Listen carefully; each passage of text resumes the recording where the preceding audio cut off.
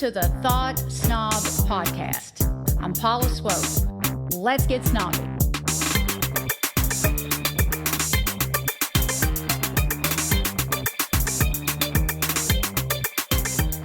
Welcome, everybody. I'm so glad you were able to join us. This is the second episode of Thought Snob Live, and I'm your host, Paula Swope, and I have two very special guests with me today. This beautiful blonde lady you see here, her name is Alison Jennings, and she is a well-known female empowerment advocate and leader. And then we have our favorite Akashic Records expert and spiritual extraordinaire, Rebecca Lyons. Hello. Rebecca was with us last week too, so I'm glad to have her back. I told her just have an open invitation. Like if you ever want to join us, just come on. You don't even have to tell me, just join us. So, and just so you know, for those of you who are tuning in for the first time today, Thought Snob Live is a show that I created to bring people together to talk about non-traditional topics and out of the ordinary living. I mean, I'm never going to have a guest on this show who has settled for the norm. I mean, I can't relate to the norm. And when I conformed to suit the norm, well, I was miserable. And the way things had been just never worked for me because I wasn't meant for the norm. Yeah. And today's topic will benefit you greatly if you aren't meant for the norm, because you're about to learn a lot about yourself. So today's focus is on our connection to the realm of archetypes. And archetypes are universal, symbolic characters that reside within the collective unconscious of human beings, okay? And so each person is especially attuned to certain archetypes, which is why you admire some people but not others. You might not have ever thought about that before. So archetypes can be alive or unalive. They can be fiction, nonfiction, superheroes, pop icons, celebrities, or people in your personal life, like school teachers or coaches or anybody who has influenced you in a positive way. Now, these archetypes have special powers, and those powers are their winning formula, and that's what makes them stand out to you. Now, here's why this is all significant. Sometimes it's easier to find your purpose in others because we tend to recognize talents and wonderful qualities in those we admire, but fail to see them in ourselves, okay? Yep. So our whole conversation today is to help you bring your subconscious to the conscious through exploring how archetypes can reveal your inner self, which is your true nature. And as we talk about this, I want you to think about three people, just three people you have always admired, and keep those in your mind as we talk. And I bet the three people that you're attracted to have qualities that speak to your inner purpose, and that's why you're attracted to them. Your intuition is trying to tell you something. Because if you're far, far, far away from your inner purpose, I mean, let's say you're meant to be the next Van Gogh and you're bagging groceries at the Piggly Wiggly, you're never, ever going to be satisfied, which means peace and happiness will always be out of your reach. So now that I've gotten that covered, let's just jump into this. And Allison, we can tell them how we decided to choose this topic, as you brought up John Lennon. Mm-hmm. Yeah, I knew that you are a huge Elvis fan. And so I recently graduated from college, which that's a whole other story. But anyway, I took Elvis as a class, and I took the Beatles as a class, and the Beatles after the Beatles, and how they intersected. And I thought it would be so much fun to talk about how your love of Elvis and my love of John Lennon and how those things kind of coordinate, like you said, parts of our identity that we identify with, and how we can strengthen those based on what's in ourselves, but we see in somebody else. Right. And so, Rebecca, who is somebody that you just have admired just since you were a kid? Is there anybody you can think of? I'm trying to think now.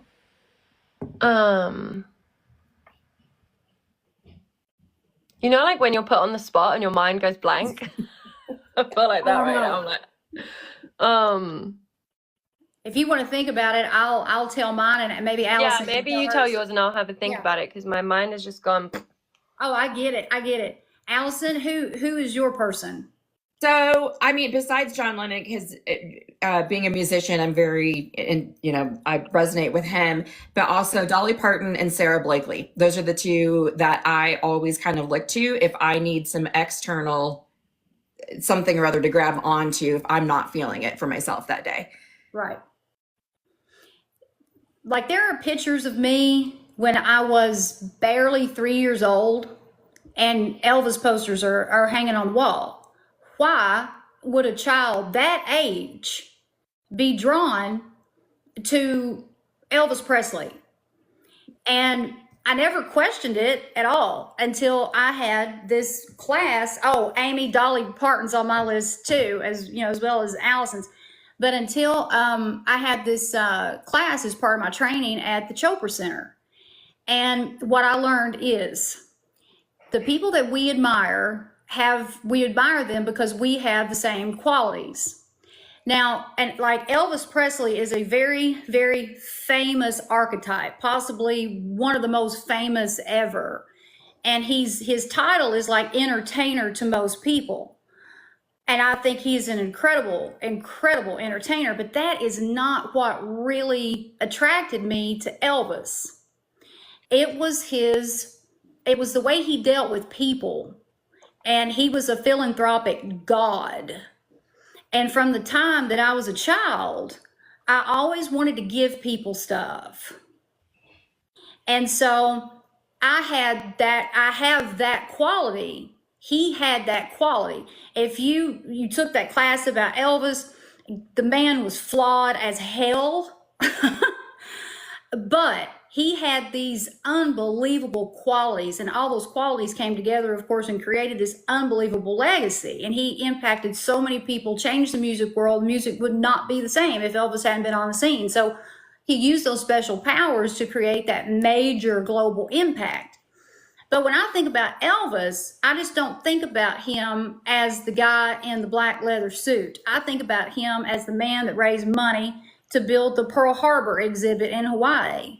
I think about him as the man who donated tons of money to I'm like you right now, Rebecca. I'm having a total brain fart. The nonprofit that caters to kids with cancer. What is it? What is wrong with me? St. Jude. St. Jude. And so all of those things. And I realized that, well, that's how my intuition was speaking to me. I was drawn to somebody because I had those qualities in me.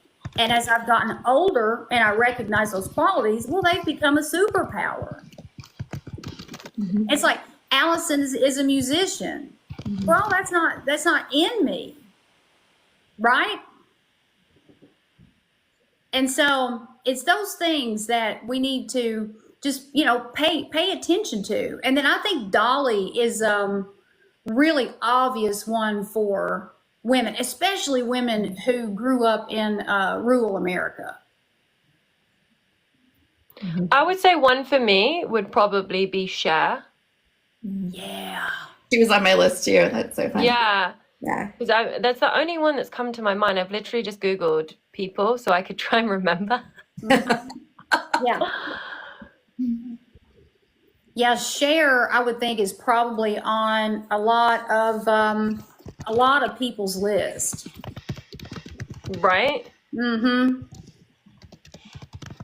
So, Allison, do you remember like the first thing that drew you to, say, John Lennon or Dolly? I mean, do you remember? So this is going to age myself, but we took a family road trip from Seattle to LA, and we had 3 tapes with us. We had Toto Africa, Police Synchronicity, and the Beatles, I think it was the Blue compilation, which I think is the later years. Anyway, so I grew up on the Beatles, but it wasn't really until I started writing music that I was like, oh, okay, I really understand some of what he's saying. And actually, when I was living in LA about 15 years ago, I had my first lucid dream. And I remember in the dream thinking, oh, this is what John Lennon was talking about. Like everything is connected. Like it was just, I mean, it was the coolest dream. And ever since that dream, I just really resonated with him in terms of knowing that there's so many things that we don't know about the universe, and how humanitarian he was and really power to the people. And so I started doing some more exploring about him. And I'm an Aquarius, he's Libra, so we're both air signs, which I think says a lot. But I'm also, I don't know if you know anything about Dan Millman's the numerology, like your life path. No, tell us. Oh, I know about life path numbers. Okay, so well, his breaks it down into like two numbers. So I'm a 28, 10, or a 1. Mm-hmm. Well, 2 and 8 is for power and abundance, and 2 is for people. So like power to the people, that's my life path. So when I figured that out, I was like, oh my God, well, it makes sense then why I resonate with John Lennon so much. That's cool. Yeah. I hadn't thought about it that way before. My life path is a 33. Oh, I'm a 36. Ha. Are you? I'm a 369. You know Nikola Tesla. Oh yeah. Oh, that's cool. That's yeah, I'm a so 36, awesome. which is a 9. 369. Wow. So you're a master number, Paula. Well, that's amazing. Yeah, I'm a 33. I wonder what Elvis is. I could figure that up real quick. I might do that. You're both Capricorns, right? Oh, Capricorns, yeah. Because I'm Christmas Day and he's January the 8th. Yeah. Yeah. I want to talk about lucid dreams for a moment, because I actually think, Rebecca, you might have brought that up last week. Did I? I think you did. And a lot of people are curious about lucid dreams because I don't think that everybody has those. I've only had 2 or 3. That I remember. Mm-hmm. Yeah. Yeah, so I think someone just said, I thought life path was 1 to 9. It's 1 to 11, but like, so you would be a 6, right? 33 is a 6. Right. Well, so there's 3 master numbers, and people can do it different ways, but this is what I learned at the Chopra Center. So there's life path numbers 1 through 9, and then there's 3 master numbers, and that's 11, 22, and 33. And so Fine. the way that I do it, and just so everybody can know, let me see here, because I got to write this down because I'm horrible at math.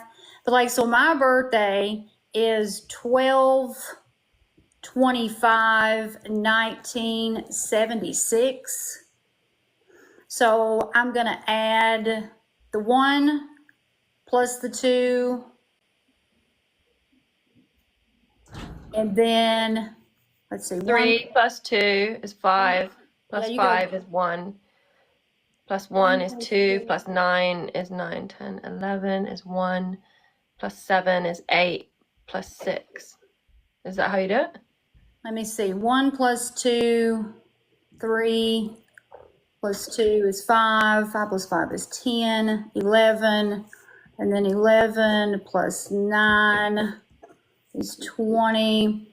And then 27 plus 6. So that equals 33. And so when you get an 11, a 30, an 11, a 22, or a 33, then you don't like reduce it down. Ah, okay. Okay. But like, and like I'll take Will's birthday for an example because he's a 5. And so his birthday is, let's see, 6 plus 2 plus 7 plus 1 plus 9 plus 7 plus 9. So 6 plus 2, 8, 15, 16 plus 7. Hang on.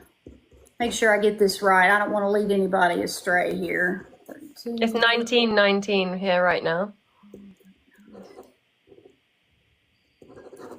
1919, is that what you said? Yeah, because we do the time like 19 Oh, that's right, because you do the military time. Mm-hmm. Yeah, Yeah, but we don't call it that. Yeah. that's right. We no, you just call it don't. the time. No, I'm joking. No, we call it the 24-hour clock. Gotcha. Yeah, I get confused by that. And you also do your month and then your date, which is weird because we do our date, then our month, then our year. Oh, yeah, that's right. You do. So Thorn said, what's the significance of master number 11? Jack's a master number 11. You're very intuitive, is all I know. Well, the master numbers that I have got, I mean, I've got like quite a bit of information about that right here in a document, and I've got some information about it too on my website. But let me see here, life path number analysis. Yeah. And so 11, 22, and 33s have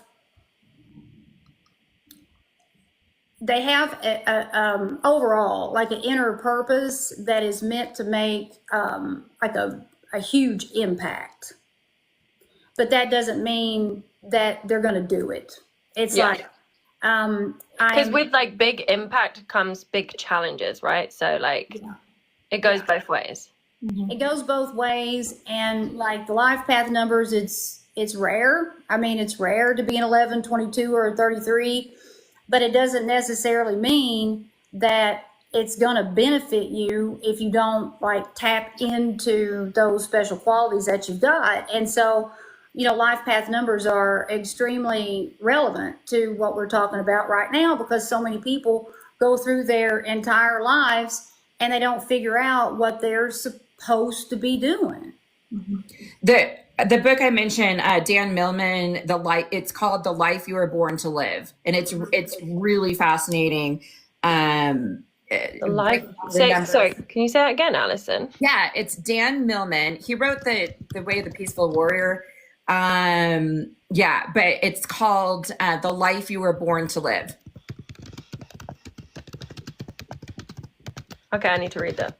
Yeah, it's just, it gives you some good guidelines. Like for me, since I'm a life path 1, my challenge is actually taking my power and authority. And if I look back at my life, I'm like, yep, that's pretty much it. And so he gives you kind of these things to help you with your challenges. Interesting. I'll have to get that book because I haven't heard about that before. Yeah, I love it. It's one of my favorite. Yeah. I like that. Thank you for sharing that. Of course. So how does one find their life path number? C. Bates asked. So if you've been listening to this, you know, there's a few different ways to do it. I can tell you how I do it, how I was trained to do it. So you take your birthday and you just add number by number. Like my birthday is 12/25/1976. And so I'm going to add 1 + 2, 2 + 2, 2 + 5, 5 + 1, 1 + 9, 9 + 7 + 6. And then I come out with 33. And so if you come out with an 11, 22, or 33, then you don't reduce that number. If you come out with another number, then you add the two numbers together, and that'll give you number 1 through 9. Are you keeping? I was whoever just said ask ChatGPT. I was going to say the same thing. Like it's maths. ChatGPT can do it. Yeah, that's right. Just have AI do it for you. See, I keep forgetting about that. Talking about dating yourself. Yeah. Just use AI. Yeah. Yeah. But so anyway, back to what we were talking about with we were talking about lucid dreams. We were talking about lucid dreams. And so I haven't had that many in my lifetime, but if I'm understanding those correctly, because I have a lot of people talk about this a lot on my videos, that they have lucid dreams before a big manifestation comes in, or, you know, it's always something like that. I need to track that. Because I don't know. I haven't really journaled about that too much, but the lucid dream is when you're actually controlling it, right? You're controlling your dream. Yeah. Yeah. Yeah. Go ahead. For me, it's like I'm conscious, but I know I'm asleep. Yeah. Right. Like it's this awareness where you can, you're experiencing things as if you're awake, but you're not awake. I don't, it's very odd. I mean, it's cool. It is very odd. And so with Rebecca, with your, and your, with your expertise, when we are lucid dreaming, do you think that we've like, do you think we've like crossed over into another dimension or? Well, I have a friend who can lucid dream every single night, every time she goes to sleep. Yeah, it's crazy. She can fly, she can go to different places. And for me, I can't speak on that because I haven't experienced that. But what I've experienced in my lucid dream, I feel like I was definitely in a different dimension or something. But I went and lived something, and someone who'd really done me dirty in my life, like genuinely had, I got to, in the dream, expose them, and everyone got to see who they were. And it was like a healing in my dream. It was so crazy. And it was like in my favor. Whereas, like most dreams are like totally not in your favor. Like you're running away from something or something crazy is happening. I feel like it's when you are conscious, but you're asleep, kind of a thing. Mm-hmm. I think I do that maybe more than what I'm actually thinking that I do, because I find myself doing that quite a bit when I'm, how when you're waking up in the mornings and you're asleep, but your conscience, like you said, and maybe you wake up and then you go back, and I can sometimes go back to a dream and control it. Yeah, then you're lucid dreaming. Yeah. Yeah. Yeah, I can sometimes do that. Yeah. Yeah, it's really interesting. Guys, you might not know about this because you're not in the UK, but there's a TV show about lucid dreaming, and it's got, the main singer from U2? Yeah. His daughter is like one of the main actresses in it. I need to find the name, but it's all about lucid dreaming, and you guys have got to watch it. Oh, I need to check that out. I did not know about that. Let me find it. Behind Her Eyes. Okay. Behind Her Eyes. You guys have to watch this. Okay. It's all about lucid dreaming. And there's actually a woman who's like a lucid dreaming expert. I don't remember her name, but she like went on the show and taught them how to do it. That's crazy. Cool. It's a bit dark and a bit, but it's good. I liked it. Okay. It looks like, oh yeah, I thought Caitlin said she'd watched it, but no, she says she's going to check it out. Yeah, you've got to watch it, and then you've got to tell me what you think, because I loved it. It's crazy, but like when a mainstream TV show is doing something like that, I'm like, okay, this is cool. Yeah. This is cool. That is awesome. They're acknowledging it. Yeah, I'm going to definitely be checking that out. Yeah, you'll like it. I know you will. And so I just want to kind of just elaborate on what we've been talking about so far. And I love it when we get into topics like this, because it's all interconnected. It's all interconnected.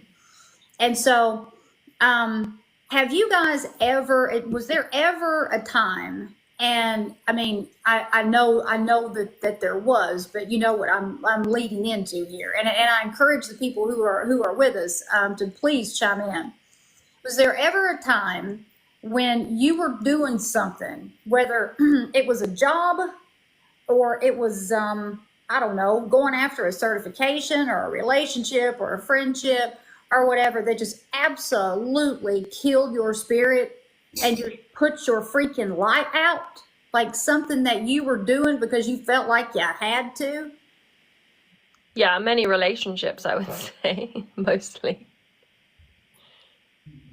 Well, same here. But with me, it was the jobs. Like I am not meant to be with an employer. And I would look at all these people that I admired, and none of them were working in micromanagement environments and living paycheck to paycheck and punching a time clock. And none of the people that I admired allowed anybody to own their time. I mean, complete autonomy in like every area of their lives. But then I had, friends and family and all the people who conform to the norm saying, well, what are you going to do? What are you going to do if you don't work? I mean, in this job, what are you going to do? And I just started thinking about it. And that's why it was like a snowball effect. I just started thinking about, Letitia says the micromanaging kills my soul. It kills my soul. But I know people, it feeds them. They want to be micromanaged. Like they need it. They like it. I'll fizzle out and This reminds me of something. I saw this video on Instagram, and it's a very famous singer, and she's very spiritual. I can't remember her name. And she said that 90% of the population are followers, or maybe 80% of the population are followers, 15%, getting this so wrong, 10% are leaders, 5% are observers, and then the rest of the percent are followers. I don't know what you think of that. But she was like the observers, and I identify as an observer. I also identify as a leader, to be fair. But like she was like, the people who are the observers, they see things that other people don't see. And I was like, that is me. Yeah. I see things, and the people closest to me can't see it. And I'm just like, and that's why I need people like you guys, so that I don't get locked up into go into a psychiatric ward. Because if I didn't have people to talk to, then I would literally think that I was going crazy. I say all the time, I'm like, why can't people see what I see here? And I always end up being right. And I say that from like the most non-egotistical place ever. And it's just that intuitive thing that I've always had. And I get frustrated, and I'm always working to chill that frustration down, because not everybody's like me. But I get so irritated when people can't see the truth of a situation, because when you can't see the truth of a situation, then typically your situation is jacked. And I just can see things like a piece of cellophane. And do you two and everyone watching, like, did you ever identify as like always seeing the worst in people? Mm-hmm. Yeah. For me, it's an energy. I can feel it before you say anything. Me too. And I find like, when people are really popular and then everyone loves them, but then like I would see something that no one else would see, and then I would just hate myself, because I'd be like, why can't I just get on with them? Why can't I just be naive and ignorant and get along with it like everyone else? And I would just get really frustrated.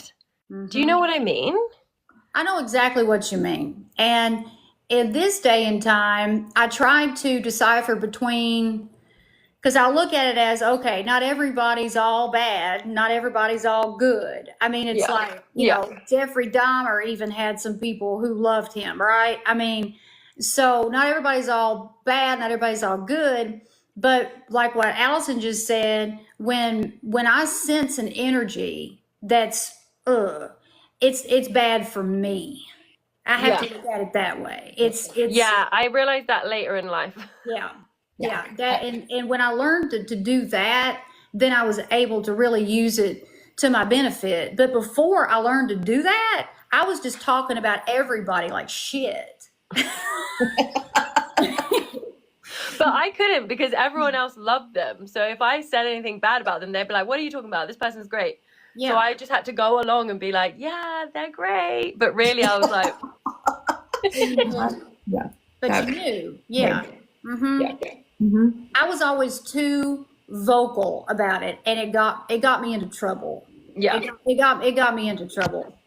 And I wasn't I wasn't compassionate about it. I wasn't using my gifts like I was supposed to use them. It's when I was like just lost, really, and looking for a fight and mad at myself and mad at the world. And so any intuitive sense that I had that was, left and lingering, well, I didn't channel it for a good thing. I spotted the bad stuff in everybody, but unlike you, I was just like, and it caused me a lot of problems. But, did I interrupt you, Allison? Were you getting ready to say something? Oh, I don't know. Well, for me, I'm kind of the opposite in terms of if I don't like somebody's energy, my body knows and I get quiet. So I know that if I get quiet, that is a person I'm not going to match energies with. Oh If my I'm God, around people that are good hearted energy, I can chat all day. And so like I started really listening to that as I get older about how I feel around somebody because that is my litmus test. I am like floorboarded that you just said that because I do the exact same thing. And I've been doing it more over the past 2 or 3 years than I ever have. And I've never told anybody about it. Okay. It comes on like that. And I literally cannot think to speak. Yeah. Okay. I'm the same. And like, do you feel like you shut down and you want to Yes. talk, Okay. but you Yep. like, you just can't? Oh Yep. my God, you guys, this Yeah. is so Yes. healing. Yeah. I get Okay, weird. I'm not the only one. Weird and awkward and Me, quiet. me too. That's exactly how I get. Yes. So what's happening there? I guess it's just, it's the intuitive thing. Is it like protecting us in a way by like just shutting us down? I don't know. That would be my guess. Well, It's well- just like it's almost like your body's saying this isn't a safe space or Yeah. whatever, or like you're just not going to resonate with this person or people. It happens to me a lot. Kaylin saying it's a misalignment of energy.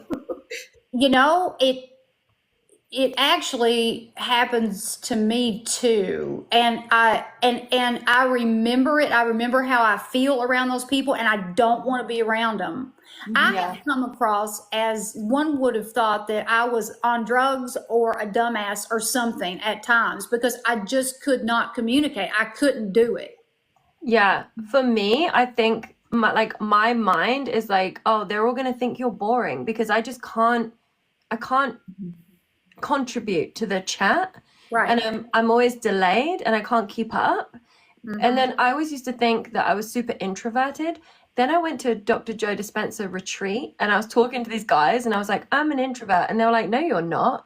And I was like, yes, I am. And they were like, well, you're not acting like it right now. And I was like, oh, because when I'm around safe people, I'm like you, Alison, I can talk. Like Paula and I were on the live last week. We stopped after like an hour and a half. We could have kept going. Do you know what I mean? Like you can't shut me up. But like around most people, yes. Oh my God. Yeah. I was like, oh my God, when you said that, and that's something I've kept to myself because I couldn't understand it. And I thought it was something with me. I thought it was menopause. Same. I thought it was me. I thought I had social anxiety again. I was like, oh. Yeah. Well, I'll give you an example. I've really learned to trust this because in the past, so I'm a car lover. I love cars. And I worked for a classic car dealer. And when I met the boss, I immediately shut down and I didn't listen to it. And it turned out to be the most horrific place, a toxic workplace I could have worked at. And it's like, oh, if I had just listened, but now I really listen to it because it's talking. The quietness is talking. Wow. When was that? Quietness is talking. Yeah. Yes. Yeah. That was 9 years ago. So I'm getting better at it. Sometimes I think our brains get in the way and it's like, oh, well, it can't be that because blah, blah, blah. But, energy doesn't lie. Yeah, it's So- like we gaslight ourselves, right? Yeah. Yes. That's true. Right? That is true.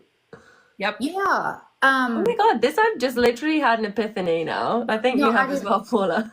Yeah, no, it's like seriously, because I'm thinking about two specific people. I'm thinking of about- specific people as well. Yeah. And it was the oddest thing. My whole personality changed. Yeah. Yeah, same. My personality Really changes. And then I feel bad for them because I'm like, they don't get to see the real me, the good me. And then I'm like, but why? But now it makes sense. But also, I don't think they can. because they're not on the I same don't- level. Because, yeah, do you feel as well? So this typically happens to me around people who drink a lot, right? Oh, So God, I yeah. used to drink a lot, but now I don't really drink hardly at all because it just doesn't agree with me. But when I go out and I do drink, if I'm around certain people, then I can drink more than I want to, right? And then I open up to them and I overshare things because I'm drunk. And then I feel like massive shame, guilt, regret, like I feel horrible. And then when I see them, they never check in on me. They never ask me, are you okay? Did you get home okay? You shared some pretty like deep things. Are you okay? Nothing. It's just like they act like nothing ever happened. And I'm like, oh my God, like I need to stop being around these people. I used to wake up in total complete, like the lowest frequency ever, and that is shame. Because Yeah, of shame. And it like wins you, right? It just knocks the air out of you and it's just so, just horrible. It's such a horrible feeling. It's like worse than worst feeling pain. ever.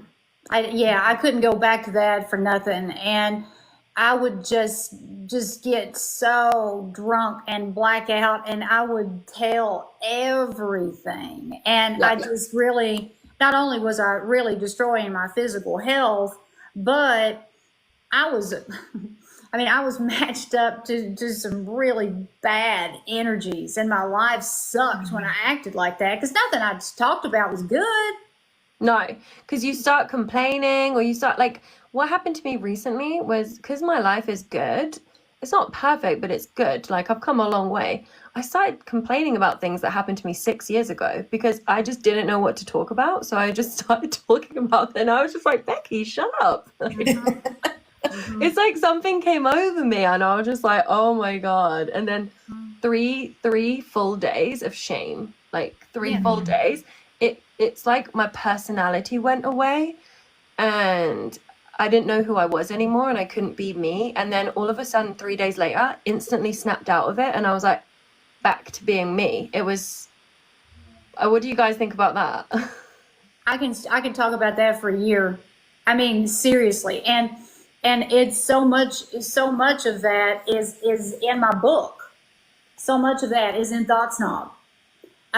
Because in Thought Snob, I warn against staying in those low energies for extended periods of time. 3 days is one thing. 3 years is another. No, sorry. I mean, I had 3 another. days of shame. Like, yeah, I had like 20 years of being in that energy probably. I did too. I did too. And I was one physical sickness after another, toxic relationships. I was broke, financial struggles. And then on top of all of that, there was no peace. I didn't know peace. It was chaotic all the time. It was turbulent all the time. And it was like a snowball effect because one bad thing would happen and then 20 would follow. And then there I'd be drunk again talking about it all. So I just kept it going. And I didn't realize what I was doing. I was creating all of that. And the alcohol was a catalyst in that whole thing. I mean, it was just part of the equation. And when I ditched the alcohol, I still have, I love my dirty martinis. I don't go over 1 or 2 drinks though. I just don't. I don't have any desire to. If I keep it at that, I'm good to go. I'm fine. Not a big deal. But when I stopped the binge drinking, then so many other things stopped because I didn't have the desire to go out and air my dirty laundry with every Tom, Dick, and Harry in town. So it was just all connected. So yeah. But when I did stop the binge drinking, well, I couldn't relate to anybody anymore. And so, yeah, I didn't know what to say. And I felt awkward and strange. But then, as the years went on, now that I think about it, now that we've stumbled across this topic, I was stone cold sober when I just went into that quiet, weird, and it just would come over me. I would be fine, and they would walk through the front door, and I'd be like, whoosh. Yeah, same. I'm going to be thinking about this all night tonight because that's I feel like it feels good though because for such a long time I was like, what's wrong with me when I'm around these people? Why can't I pull it together? Why can't I be funny? Everyone's going to think I'm weird. And now I'm just like, who cares? Like, they're not my people. Just like, if the energetic, like, you know, bars come down, then trust that they're there for a reason. You know what I mean? Yeah, So that is an unexpected thing. Like Allison, it was absolutely meant for you to be here today. I'm so glad that you said that, and I'm going to be thinking about it. I'm going to be thinking about that a lot. you're going to be at the Justin Timberlake concert thinking about this. I'll be there in the crowd thinking about all my nerdy stuff. Like, Yeah. yeah, Just put yourself in a light bubble. yeah. I mean, I have to. I mean, I just being in big crowds, like it gives me anxiety unless I mentally put myself in a light bubble. My energy is protected. You know, that's hard for me. What do you guys think about like concerts being like almost witchcraft, and like that the artist is like taking energy from the crowd? Like, what do you think about that? You know, it depends on the type of music with me because there's this music festival here in Louisville, and it's called Louder Than Life, and it's I mean, it's beyond like heavy metal. It's not just heavy metal. It's like heavy metal at a whole other level, and it's just it's an evil. It feels evil and dark to me. My husband loves it. He loves that music. Like he thinks it's the greatest stuff ever. That's so And yeah, and we went. I went with him to Louder Than Life 2 times, or maybe one. No, I went one time, and it was to see. It was because Machine Gun Kelly was there, and I do love Machine Gun Kelly. But I suffered through that whole thing to see him, but I stuck out like a sore thumb, and it felt evil and it felt dark, and I was uneasy. And big crowds don't typically bother me. They don't. They get on my nerves. I can't stand the noise and all the people for like days at a time, but I can handle it for a few hours. But that particular event, I felt like that. Like I felt like there was something in the air that didn't need to be there. But at the same, but then like when I see an artist that I love, I feel very you know, energized and you know happy, and you know it's a good vibe. It's a good feeling. Yeah. But not at Louder Than Life. Yeah. A lot of satanic stuff, and I don't necessarily buy into the, you know, like Satan or, you know, whatever, but I do think there is a dark force and that people can tap into that just as much as they can, you know, the godly force. And so it wasn't for me at all. And there were even people approach me that day. And it's like, you don't really fit in here. You were like, thank God. And I thought, nope. The biggest compliment. Yeah. I don't. And the most hated person that day in the lineup was Machine Gun Kelly because he was in this big beef with this dude from Slipknot. And so, you know, I was definitely the minority there at that event. I will never go again. Never. But that's my take on that. That's the one time I have experienced that. And I can hear certain types of music and I just turn it off. It's like watching something on TV that bothers me. I just turn it off. So Yeah, I think like when I was recently in like going down some rabbit holes, and they were like saying that sometimes like if you go see a concert with a big artist and everyone is there to see that one person and they're screaming their name and it's like they're worshiping them, right? So if they know, I guess, how to extract that energy, that could be like a massive high for them. You know what I mean? yeah, I don't know too much about it, but that's just what I've like read. I would like to know more about that. I mean, that's an interesting, I mean, that's an interesting topic. It's also like, you know, in life, we go through death and rebirths. Like internally, you have to, parts of us die and it's reborn and it recycles. And then it's like,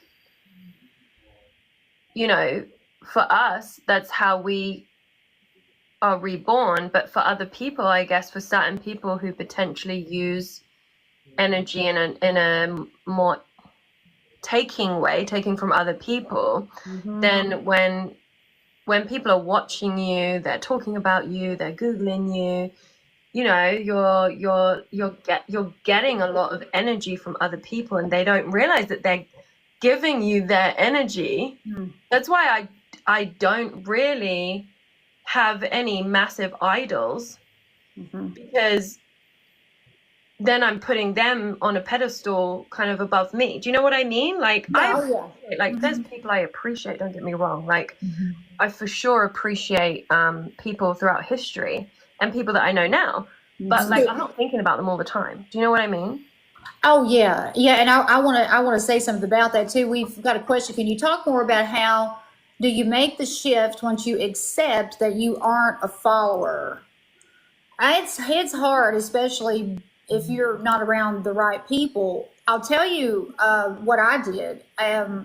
I started envisioning what I wanted. Like, I started envisioning a life that was the complete and total opposite of what I had. And you know, your brain, I mean, your physiology, your subconscious interprets those visions as actions. And so I didn't have any money, I didn't have any support, and I didn't have a whole lot of knowledge. And so I took it up here. I mean, that's all I had. And that's how I made the shift. I can't imagine you back then. It was ridiculous. I just can't imagine her like back then. It was. I laugh because I would love to go, if I could travel back in time. I'd be like, get disempowered me and disempowered you to go on a night out, and we'd go crazy. Oh my God! There would definitely been at least one fight, maybe physical. I would have started it. Ridiculous. Well, I'd be in the back doing karaoke, so I was, you know, rooting you on. Then we'd come and join you. Yeah. Yeah. I used to be the person that if karaoke was going on and everybody was having a good time, then I would show up and take it over. And I love that you're just like so honest about it as well. I love it. It's just there's a stack of DVDs probably that thick of those little round Sony DVDs. Yeah. They're missing. And I carried around this little Sony Handycam for years. And I was way ahead of my time. I videoed everything that my friends and I did. And I said I was going to call this show Sex in the Country. This is no joke. Brilliant. And those DVDs are missing. Long story short, they were at a friend's house trying to get in transition, trying to get to me. They got lost in transition. And there are years, I'm talking years of footage on those DVDs. And I've been trying to track those things down forever. We even did like this taxi cab confession thing on the way home. It was absurd. And so, oh my God, on those DVDs, we'd watch them. Oh my God, I wish. So maybe.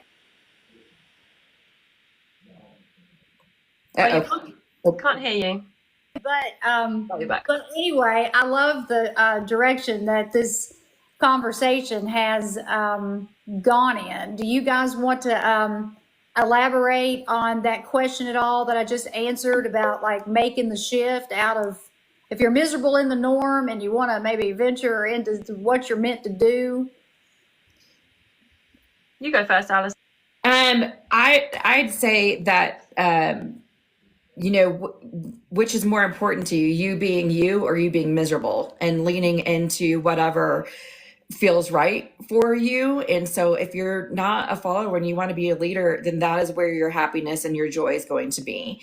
And honestly, I am to tie everything in. I mean, part of that for me is because I am I'm a pioneer, I'm a leader. I have to lean into that and not be a follower. And it's scary, but the risk is less than the reward.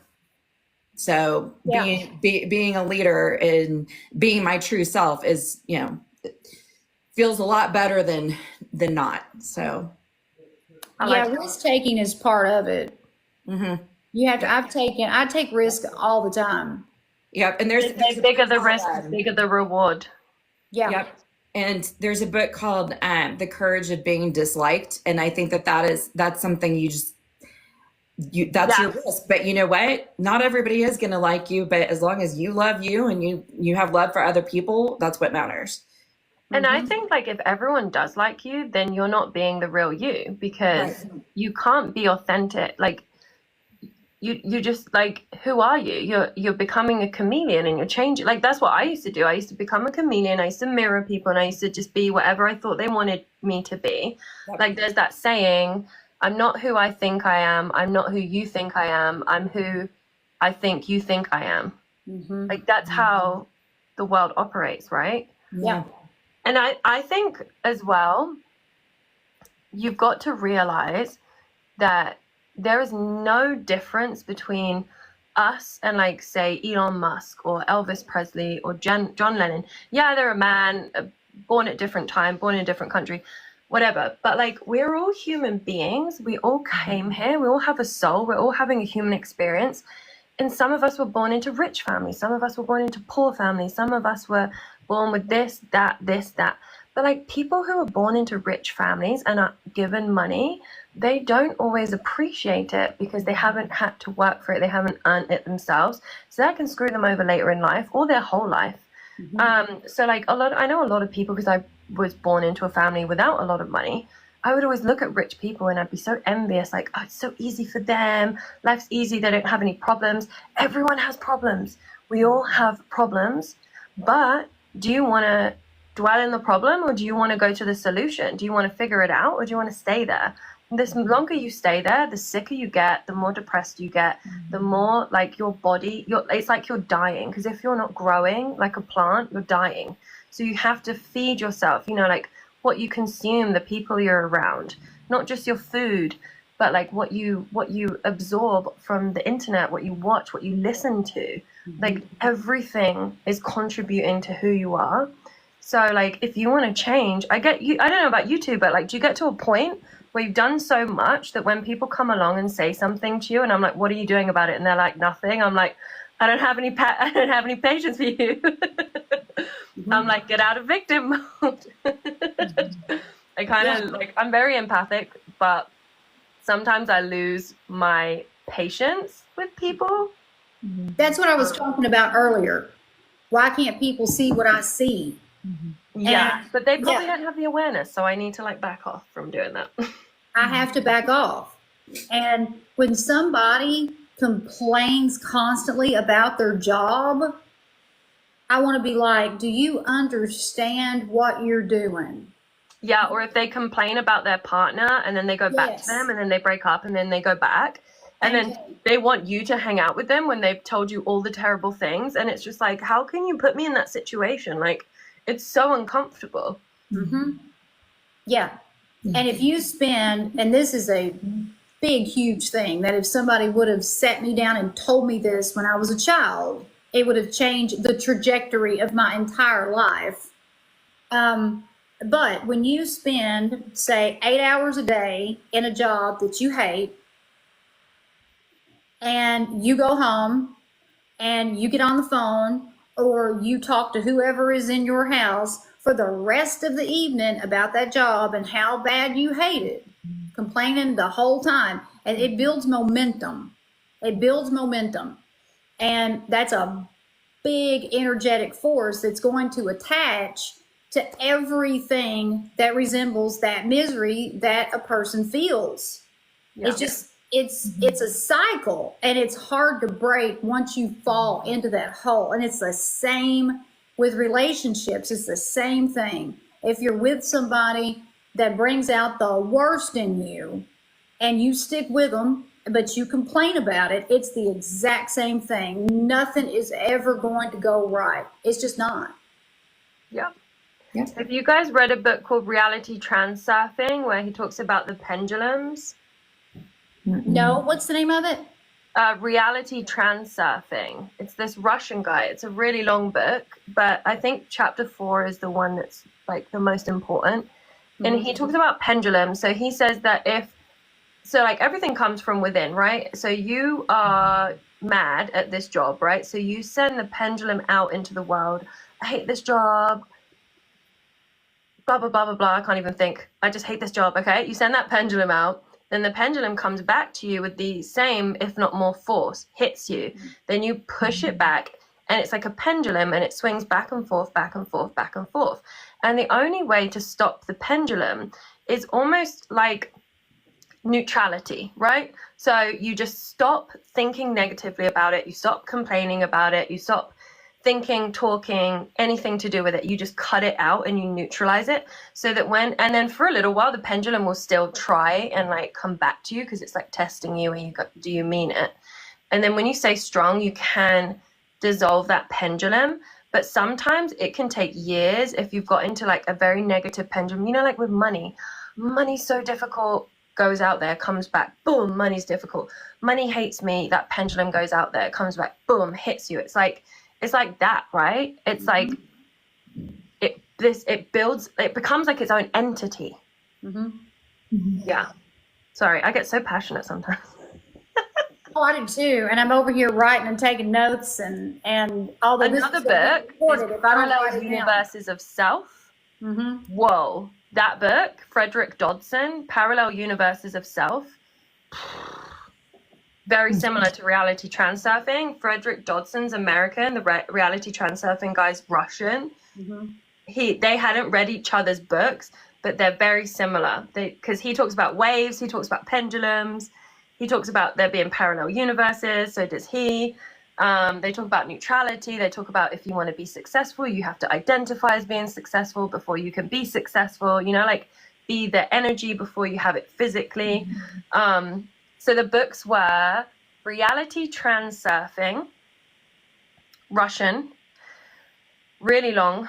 Another book, the other book is called Parallel Universes of Self. Let me just make sure that that's the right name. While you're looking it up, I got to plug mine. Yes. The Modern Spiritual Playbook for a Better Life, Amazon, 3 formats. I have to plug my own. Yeah, get it closer to the camera. And it's unfortunately 3:02, and I'm getting ready to have to close out. Did you find the name of the book though, Rebecca? Yeah, it's let me see if I can. So it's called Parallel Universes of Self. Parallel Universes of Self. Let me see if I can type it in. Okay. I didn't know I could. Can't spell. So Reality Transurfing was one, and then Parallel Universes of Self. Okay, so Parallel Universes of Self. Reality Transurfing. And the life you were born to live, if you want to explore the numerology. The life you were born to live. Yes, that's it. Life you were born to live. Got it. Okay, so I said it wrong before. I said, Frederick Dodson. Not transferring, transurfing. Sorry. Okay, I think I got it. So for everybody who's tuned in right now, so TikTok will have this full video ready for me at some point this evening, and I'll get it on my YouTube page.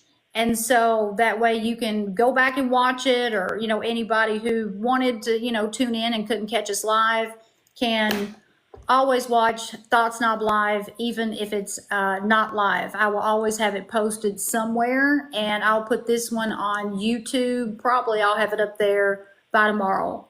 And I invite you all, please give Allison a follow, give Rebecca a follow. Anything you guys want to say before we close out? Well, Alison just blew my mind, so I know. Well, thank you. Vice versa. Yeah. I'm very happy. I'm gonna have to digest that tonight because I kept blaming myself, and now I get to stop freaking blaming myself, and I can just. That's right. Yeah. So I Shitting just on yourself is disgusting. Pardon? Shitting on yourself is disgusting. I know. Yeah. So yeah, I just want to say thank you to Alison. That's really cool. God. And I'm excited to learn more from Alison and Same. yeah, thanks for having us, Paula.